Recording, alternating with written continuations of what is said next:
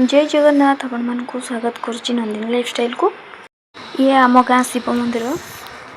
आज सकाल सकाल मामू घर को जबार थिला तो से कम सारिकी मु बाहरी आसती भाभी बस रे जी बट बस रे आसी पारिनी। बस आसवा टे लेट हो गला तो आमको जल्दी जाई पहुँचबार थिला। गोटे पूजा अच्छी विभान तो फिर आमको ऑटो करके आसवाक पड़ला। मु भाउज झील पु रोड रो व्यू देखिकी मु तो रही पारे तो वीडियो रे कैप्चर करने एक गछ गुड़ा बहुत सुंदर सुंदर लगुच तो से लगी वीडियो रे नहीं आसली। आम ए पाखापाखि नेमाल पाखे पहुँची गलुनी आ कि मिनिट्र बाट। रोड रे थिबा गछ गुड़िकर व्यू एते सुंदर लगुच कैमेरा रे तो मस्त लगुच फिर भी ऑफ कैमेरा रे एते सुंदर लगुच रियल रे बहुत सुंदर लगुच से मुझे कैप्चर कर टिके। तो आज यहाँ मोर फास्ट ब्लॉग এটা फास्ट टाइम मु ब्लॉग बनाऊँगी आपण मैंने निहाती देखु आपण मानू केमिति लगुच निहाती कमेंट जनइबे।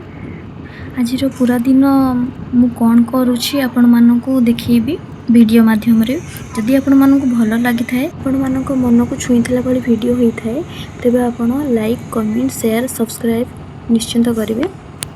आउ गोटे कथा कि आपण मैंने मो वीडियो देखंतु बहुत सारा सपोर्ट करंतु भल पाइबा भी दिंतु जमती कि आगो को आहर भी वीडियो आनी पारिबी एति सपोर्ट निहाती करंतु प्लीज। आउ एबे पाखापाखि मु बरपड़ा ब्रिज पाखरे हो गलिनी।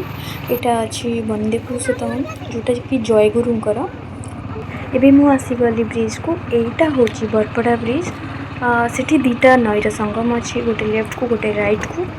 हूँ तो ये क्या ब्रिज को आसवा को भल लगे मत ब्रिज को आसते बहुत भल लगे मत तलू कौन डर लगे फिर भी बहुत भल लगे जुआड़े भी जाओ ब्रिज गोटे आसवा तो निहारी दरकार सत कहली ना। आपण मैंने निश्चिंत जाने क्या ब्रिज बुलवा को भल लगे। ये मंदिर पाखे जो स्विमिंग पूलटा आसना बहुत सुंदर लगुच ना ते मजाक करी। स्विमिंग पूल नहीं सेटा गोटे पोखरी जोटा कि मंदिर पाखे अच्छी टोटाल व्यू मस्त लगुच। आपण मैंने ए रोड को देखु एते सुंदर लगुच यार जो टर्न अच्छी रोड साइड रे गछ गुड़े आर व्यू टोटाल एते सुंदर लगुच मत ये रोड बहुत भल लगे।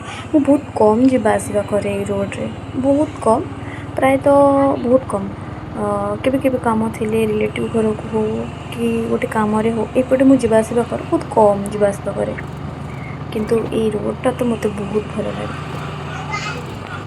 सत कहि तो मुझे बहुत एक्साइटेड थी आज बस रे जीवाई कहीं ना मु 1 ईयर पर ही गलानी मो बस रे बसी आ 1 ईयर भली 1 ईयर पर ही गलानी मु टोटल बस रे बसिनी कारण जुआड़े जाइए भाई मानक सह जाऊँगी तो एकला भी जाऊँगी मु गाड़ी नहीं कि तो बहुत दिन है मु बस रे बसिनी तो बहुत इच्छा थिला बट हो पारानी।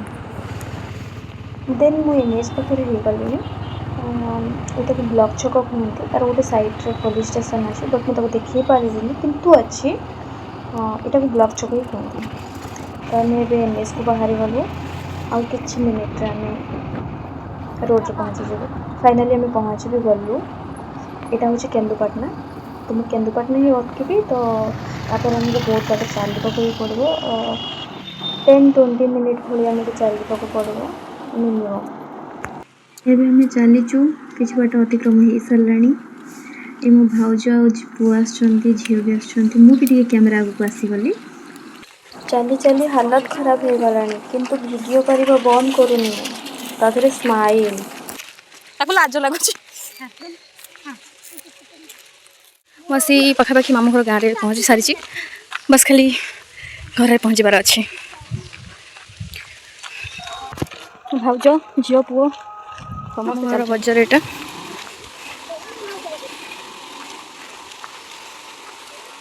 बहुत एक्साइटेड थी बस आसवाई कि बस आसलानी तो फिर ऑटो करके आसवा पड़ला।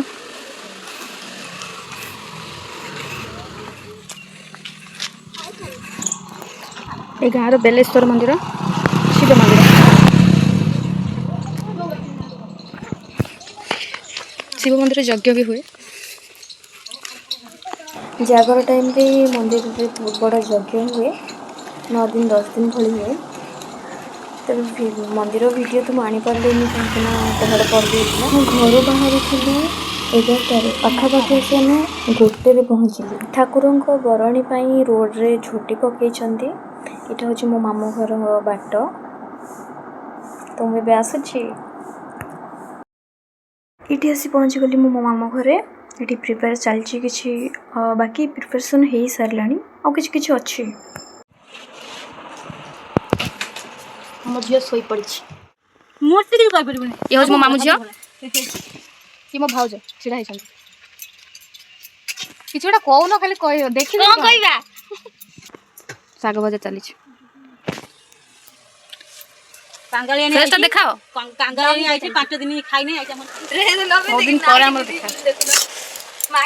मु बहुत दिन पर आसी बोली मु तो पिलो बड़ी सब आड़े बोलची। तो पाखापाखि बहुत टाइम हो गलानी लंच चलतु कौन हो देखा। खाइबार होता अरुआ भात डालमा साग भजा खट्टा आलू चटनी काकुड़ी।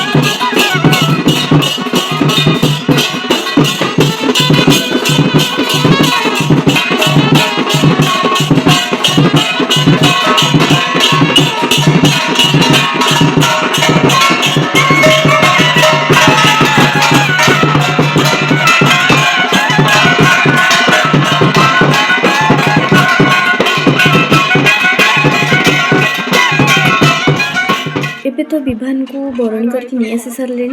बरणी कर वीडियोटा मुझे नहीं पारे कारण मु घरे थी।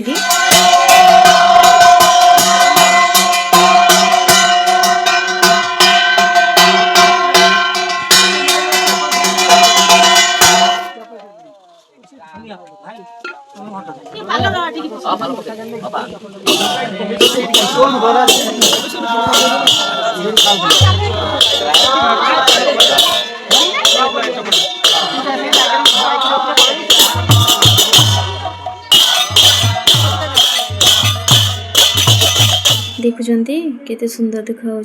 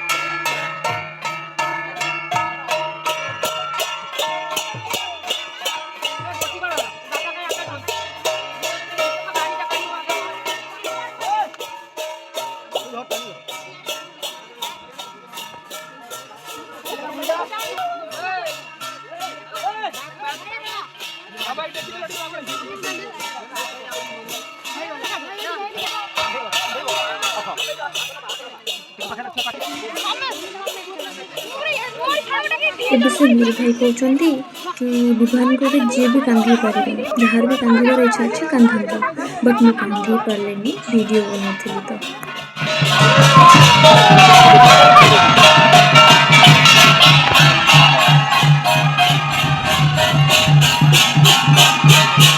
विभान ଯାତ୍ରା ବିମାନ ଯାତ୍ରାରେ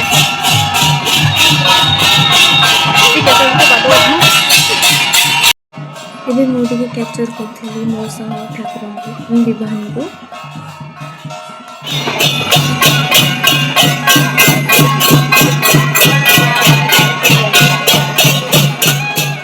ଏବେ ମୁଁ ଟ୍ରାଏ କରୁଛି କୁନି କୁନି ଦୁଇଟା ଛୁଆଙ୍କୁ କ୍ୟାମେରାକୁ ଦେଖିବି ବୋଲି, କ୍ୟାମେରା ଆଗକୁ ଆସିବି ବୋଲି, ବଟ୍ ତାଙ୍କ ନଜର କ୍ୟାମେରାରେ ନାହିଁ। ଦେନ୍ ମୁଁ ଆସିଗଲି ଟିକେ କ୍ୟାମେରା ଆଗକୁ, ତ ନନାଙ୍କ ଝିଅକୁ ବି ନେଇ ଆସିଲି ଆଉ ମୋ ମାମୁଁ ଝିଅ ସୁନ୍ଦରୀକି ବି ନେଇ ଆସିଲି।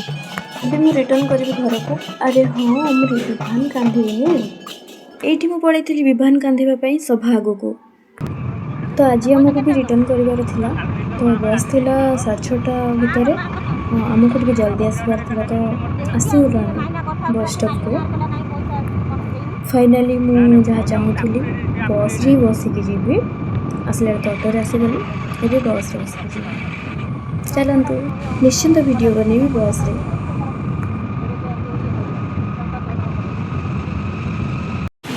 ଆମେ ଏବେ ଆସିଗଲୁ ବସ୍ ଷ୍ଟପ୍କୁ, ମାନେ କେନ୍ଦୁପାଟଣାକୁ। ଏବେ ସନ୍ଧ୍ୟା ବି ହେଇସାରିଛି। ଏବେ ବସ୍ର ୱେଟ୍ ଆମେ କରୁଛୁ।